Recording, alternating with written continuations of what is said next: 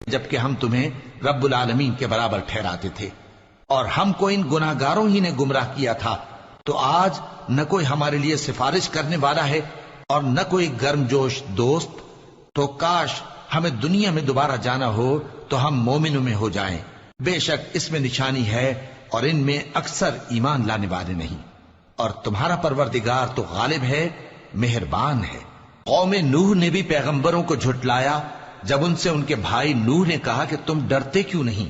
میں تو تمہارا امانت دار پیغمبر ہوں، تو اللہ سے ڈرو اور میرا کہا مانو، اور میں اس کام کا تم سے کوئی صلہ نہیں مانگتا، میرا صلہ تو رب العالمین کے ذمے ہے، تو اللہ سے ڈرو اور میرے کہنے پر چلو۔ وہ بولے کہ کیا ہم تم کو مان لیں جبکہ تمہارے پیرو تو رذیل ترین لوگ ہوئے ہیں؟ نوح نے کہا مجھے کیا معلوم کہ وہ کیا کرتے ہیں، ان کا حساب اعمال میرے پروردگار کے ذمے ہے، کاش تم سمجھو۔ اور میں مومنوں کو نکال دینے والا نہیں ہوں، میں تو فقط صاف صاف خبردار کرنے والا ہوں۔ انہوں نے کہا کہ نوح اگر تم باز نہ آؤ گے تو سنسار کر دیے جاؤ گے۔ نوح نے کہا کہ پروردگار میری قوم نے تو مجھے جھٹلا دیا، سو تو میرے اور ان کے درمیان ایک کھلا فیصلہ کر دے اور مجھے اور جو مومن میرے ساتھ ہیں ان کو بچا لے۔